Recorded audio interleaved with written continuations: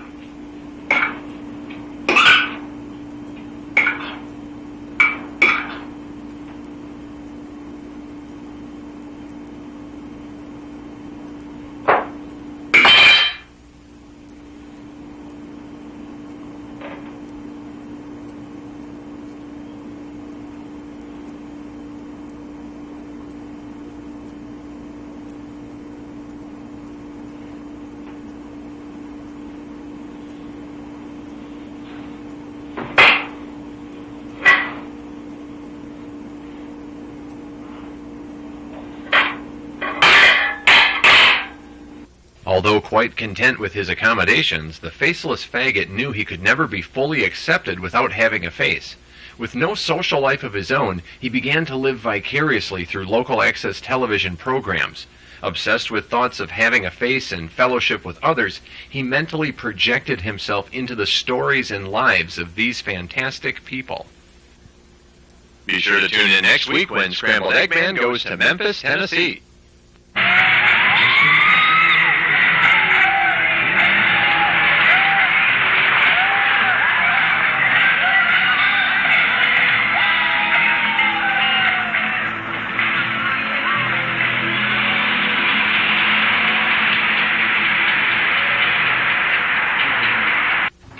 Okay, here we are at our paper mache work table.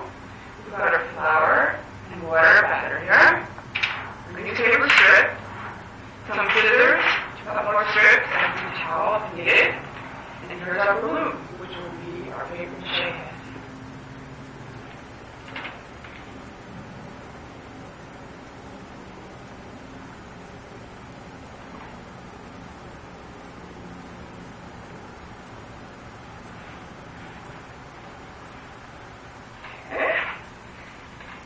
Now, for the benefit of our TV audience, I have for you prepared a head.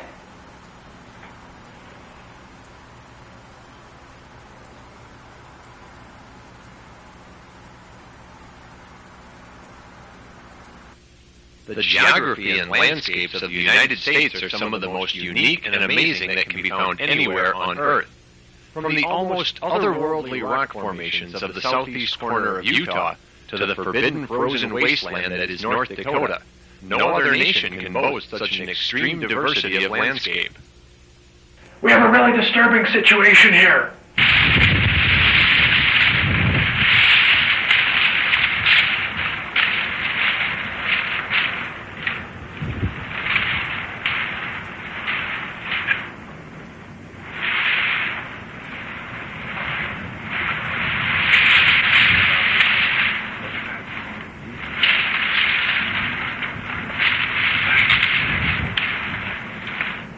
Man, this is a documentary. This is the sounds of fall. You know, this could be new nature. People are giving us fuck them. That's what lacrosse is. The Outdoor Reporter was brought to you by the Faceless Faggott. We now return to the Channel 33 Late Movie, an encore presentation of the cult classic, The Invasion of the Cornstalk People.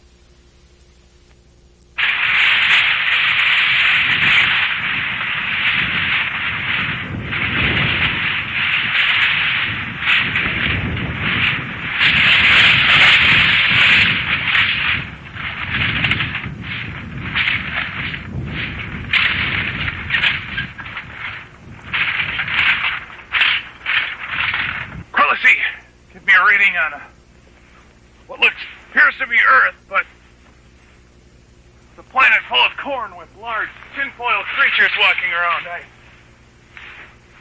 don't know, Quillity. I'm coming at someone right now to see, but oh! Quillity! Quillity! Find the loop! Find the loop, Quillity!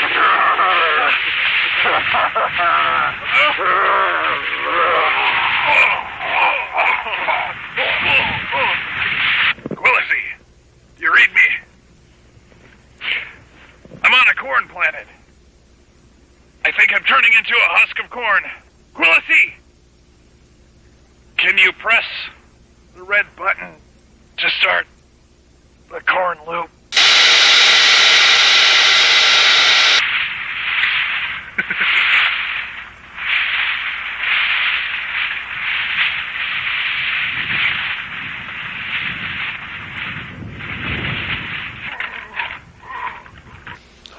Corn.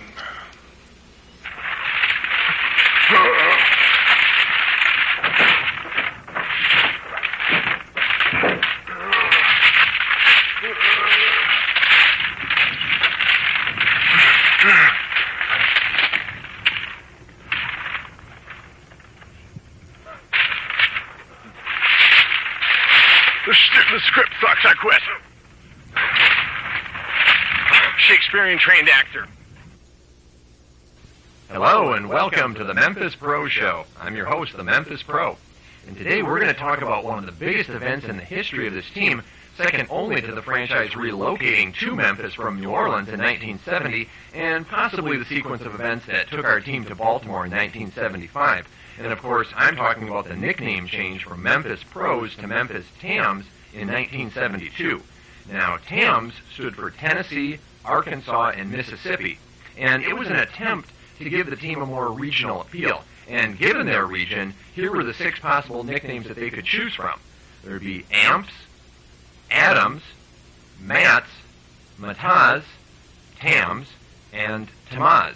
So given those choices, I think they really probably made the right choice.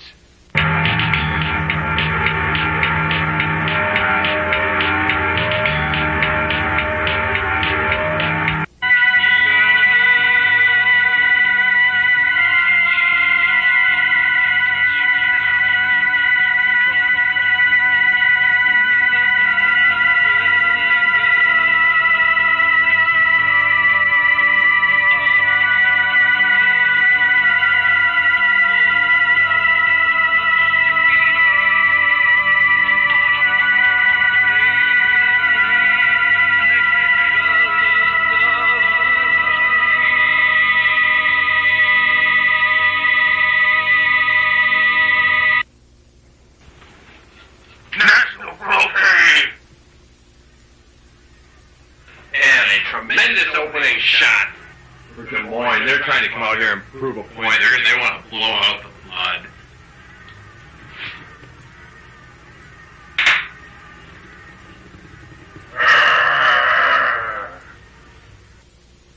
And now the preeminent Great Lakes performance artist Zobin performs his masterpiece, the Lake Huron Calls. Let's hear it!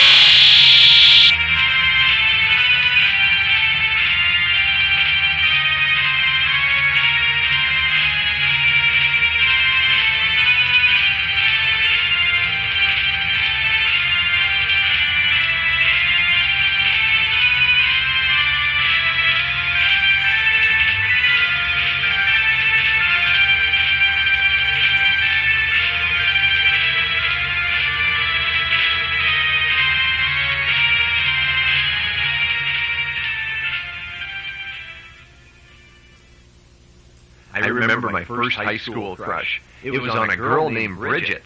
It was the first week of my freshman year, and I was in a history class with Mr. Reinders. Bridget came in and tapped me on the shoulder and asked if she could borrow a spare pen.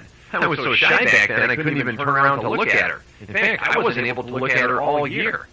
But I fell in love with her voice. Later that year, Mr. Reinders asked the class if anybody thought that socialism was a better form of government than democracy. Did you know we were the only ones that raised our hands? We were destined to be together. Or so I thought. But I never knew what she looked like until sophomore year when we got our freshman year yearbooks.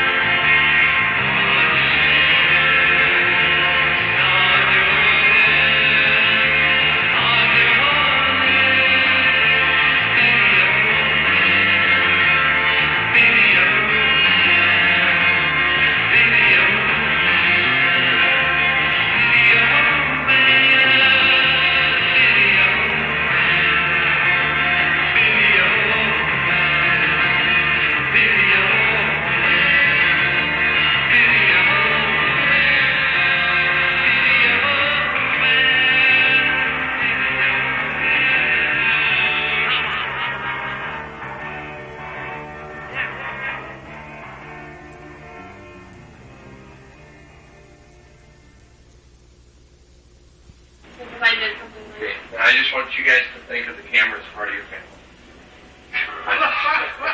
I know that sounds crazy, but Christopher!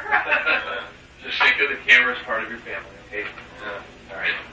San Diego girl, oh, still twirl. Don't take any chances. Cameron, would you like some roast? And she'll never let you know that she cares.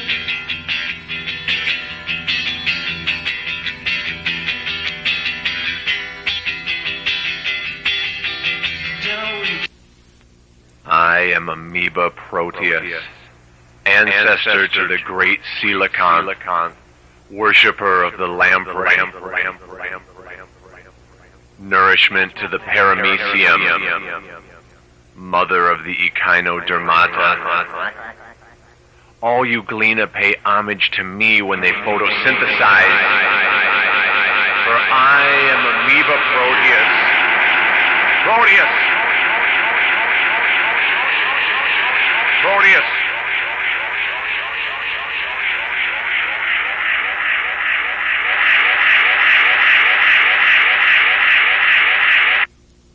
Welcome to Cartography Today. Today's topic, the recognition of topographical maps by antiquarians in European rock art. Our history is a new one and not difficult to understand. We came to your planet some time ago in search of nutrients and found only mineral deposits in your barren soil. Because our daily nutritional needs were not great, we were able to adapt well. We've made a home here, my brothers and I, and we're free to perform our rituals unaffected by your reality. Utah alien! Utah alien!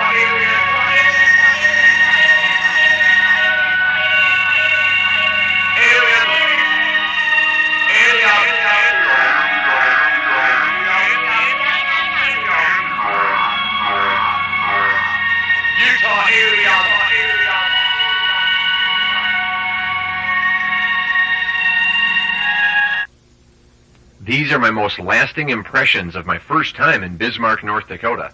The duffel bag represents all the belongings I took with me when I ran away to Bismarck.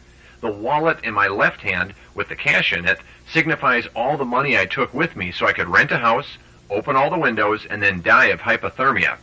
The lotion in my right hand has dual significance. First, it symbolizes my quick run to a nearby Kmart to find lotion, and then developing wind blisters on my hands as a direct result of exposure to the bitter cold winds. Secondly, it represents the masturbation I did in my hotel room as I reconsidered my drastic choice to die. These simple objects are symbolic of my time in Salt Lake City. The two bowls represent the misunderstanding that occurred when I dipped my egg roll into my girlfriend's tea, thinking there was actually both a sweet and sour sauce on the table. This baptism in salt symbolizes the peace of mind that I found in the nearby Great Salt Desert, and the telephone around my waist represents a paranoid phone call I made to my dad, thinking that he had found evidence of my sexual activity with my girlfriend in his house. My time in Berlin, New Hampshire can best be described with these ordinary things.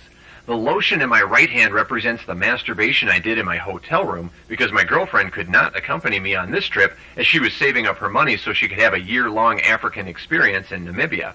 The pizza on my stomach? Well, very simply, that just represents the restaurant that I went to that merely heated up frozen pizzas instead of making them from scratch. The Montreal Expo's cap on my head signifies the whole purpose of my trip, which was to see Olympic Stadium one last time before the Expos inevitably relocate to the United States. The sauerkraut in my left hand represents how the city smelled because of the presence of a paper mill. This sauerkraut immersion or baptism symbolizes my commitment to become the preeminent sauerkraut performance artist in Namibia, Africa. I like the idea of going there and being elevated to an almost shaman-like status. Villagers would come to me and expect me to judge the guilt or innocence of, let's say, a young girl accused of witchcraft. I would determine the case by consulting my sacred sauerkraut and then telling the villagers what I found.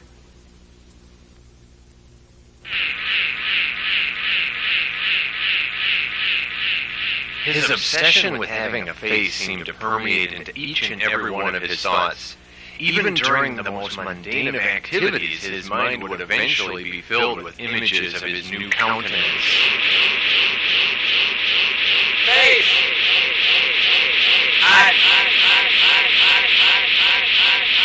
Face!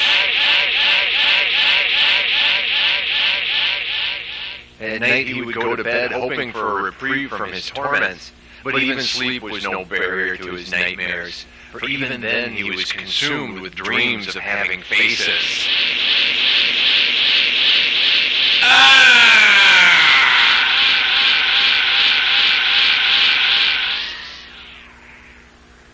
In my mind I have been to the temple of the great No-Face, a library of all visages of antiquity. There I am welcome to access and examine any face I wish.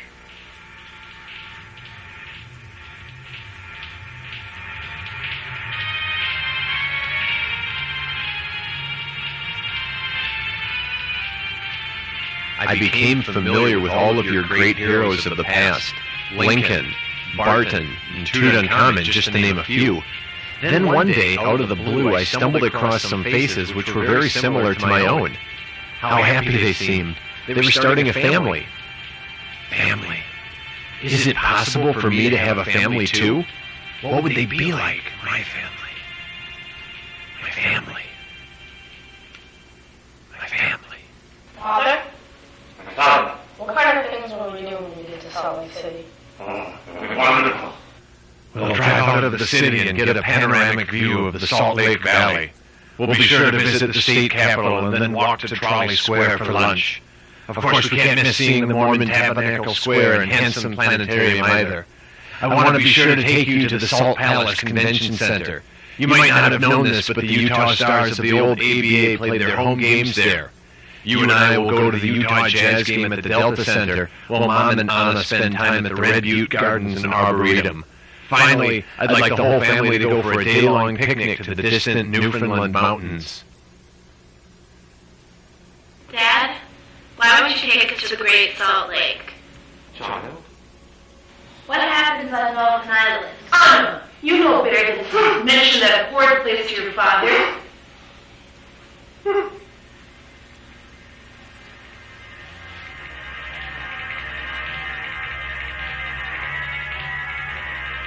Eventually, the separation of dream and reality became indistinguishable. His body became immobile, but his mind was still active. He knew he would never wake up again, but he could feel a change happening. While still in this dream state, the Faceless Faggott began to receive visions of an entity that would only identify himself as the specimen. The specimen intimated that he was not an apparition, but rather a mental being that had been laying dormant within his mind. Eternal and timeless, he was revealing himself now for a very specific purpose. The specimen went on to explain that he needed to manifest himself within a corporal body so he could more effectively warn the people of the earth of an impending cataclysm that would destroy all life on the planet. But the Faceless Faggott was receptive to the specimen's unusual request and willingly sacrificed his life so that the specimen could fulfill his mission. Behold the specimen, prophet and visionary, learned scholar and historian, protector and link to the mysterious Dolphin Island, liaison to the Salt Pantheon.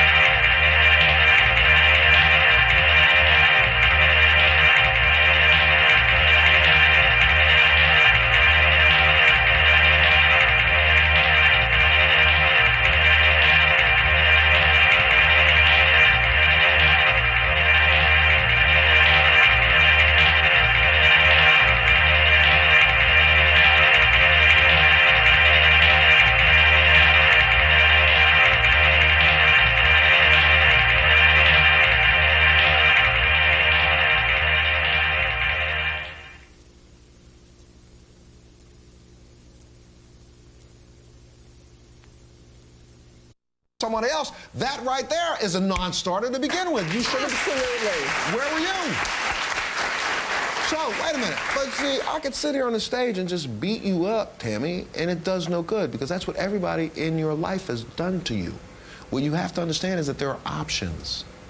Here's the difference. There are options. You can sit back, see, I know, right? You can sit back now and act like there aren't any, but guess what? There are. At the end of the day, dude, I have no problem with you at all. I'm gonna tell you straight up, I don't. My problem is your priorities are off right now. If you really think you love this woman, if that's what you really know in your heart of hearts, then you should not give her up. Don't give her up. What you do is you help shore her up. Help her in a rehabilitation way to get off the drugs, then help her in a rehabilitation